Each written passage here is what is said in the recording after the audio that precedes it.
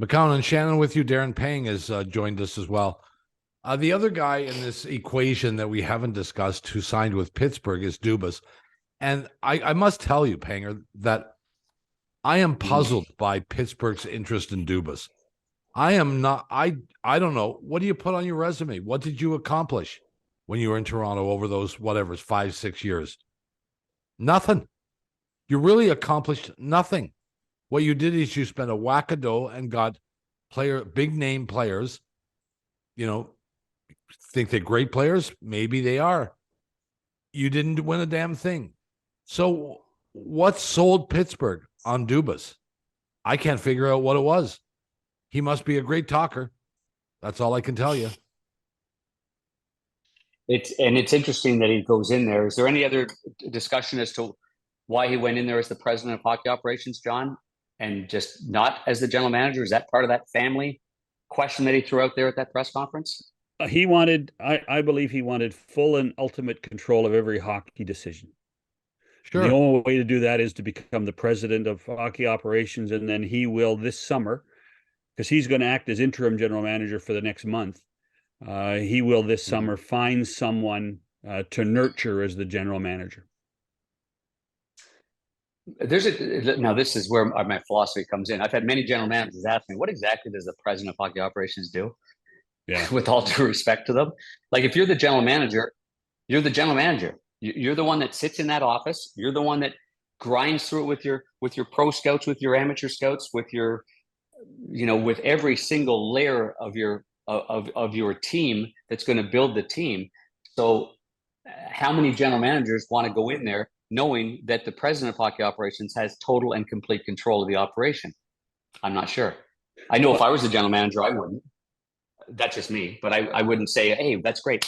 Let's go to Pittsburgh, and someone else is going to basically dictate everything I do. And every time I throw an idea at somebody, it's going to get overturned by the president of hockey operations. That's going to be a waste of a lot of people's efforts and times for me. Yeah.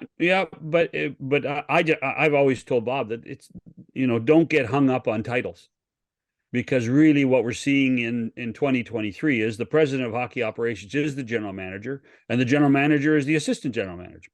So it's just it's adding boxes and organizational charts to a scenario that says who's going to make the call. Well, in Toronto, Brad Treliving is going to have to go to Brendan Shanahan, and in Pittsburgh now, Kyle Dubas does not have to go to Tom Werner and John Henry and Dave Beeston if he wants to trade somebody. He's going to tell them, but he has full control of the hockey operation.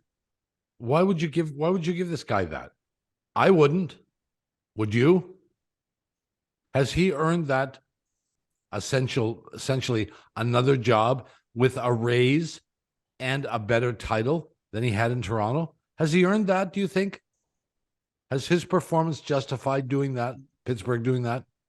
No. Well, certainly no. The performance part of it, no. I mean, he's put together a very, they all have put together very good regular season teams, and getting over one hump of winning a playoff round for the first time since 2004.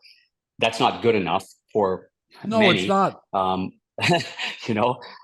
But so what? Maybe okay. I'm going to go on the other side of this and say maybe when you hire a guy like Kyle, that, I mean, he has gone through the ringer. He has gone through every layer of scrutiny, and he has had to abide by many rules and many layers.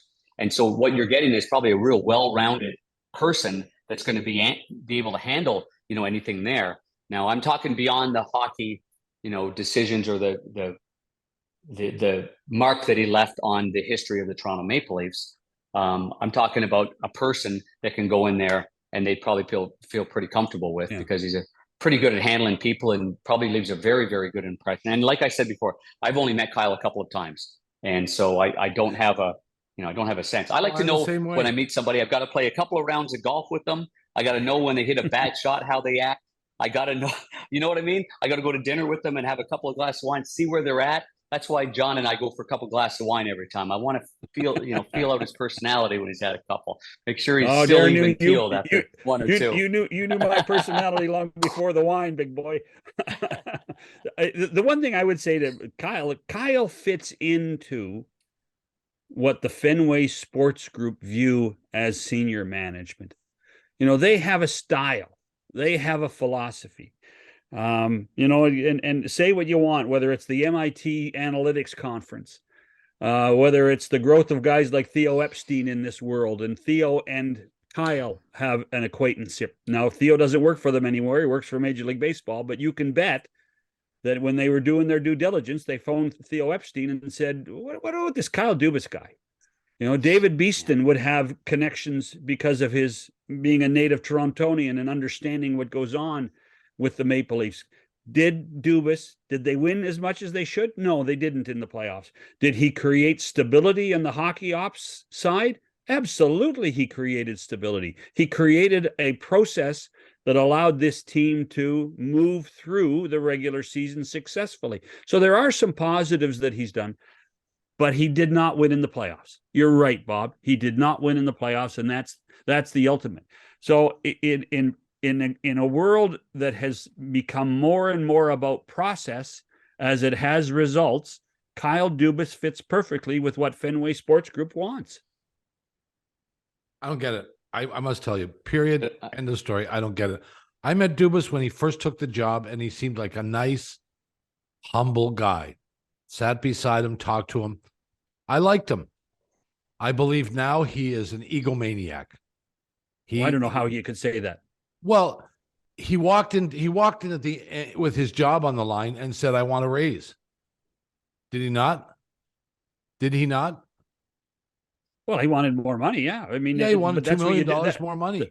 That's lost. That's what you negotiate. That's what that's called negotiation. Really, when your job is on the line, and he knew his job was on the line, you walk in and you ask for more money. That's why he got fired. Listen. I think I give the guy job if he'd asked for. I give the guy kudos, Bob, because he was confident enough to say enough, and I don't get exactly that's what I want. ego, I don't John. need to work here. That's not ego. That's just smart. No, that's it's just not smart. Well, really, so because he also knew that there was going to be a market for his talents out there. Well, he thought that, but that could be ego again. Now it happened. He got a job. I'm shocked that he did, but I'm interested to see how much he learned from doing that press conference as early as he did, when clearly Shanny wanted that done a little bit later, and I think it shows too the difficulties in trying to say something and say it right when the pressure's on you, because the way he said what he said with the family and respects to, I'm not going to be one in a couple of weeks to be, my name's going to be bantered around. Like I'm not saying that I'm the best at speaking when the pressure's on, because I'm not. Some people are better than others, but you can say one or two things that are just maybe off your script, and now it comes back to kind of bite you in the ass a little bit, because clearly that was the wrong thing to say, because it lives with him. It lives with him because he said that, and now here he is in Pittsburgh. But those are things that maybe experience makes you better at making a statement or saying your final words. When the pressure's on a little bit. But he did admit today in the press conference in Pittsburgh that perhaps he acted a little too emotionally in that press conference. Yep. So, and that's that part of the experience. So he'll, you can't gain experience without experience. Well, you learn more from your mistakes than you do your successes. Sometimes. Yeah, you do. Most of the time. Yeah. Sometimes. Well, your mistakes keep you up at night. That's what they do. Your mistakes, or you say something that's wrong, you say something that you didn't mean that to come out, it keeps you up at night. It gives you a rotten feeling in your gut. When you have success, you sleep like a baby. Everything's good.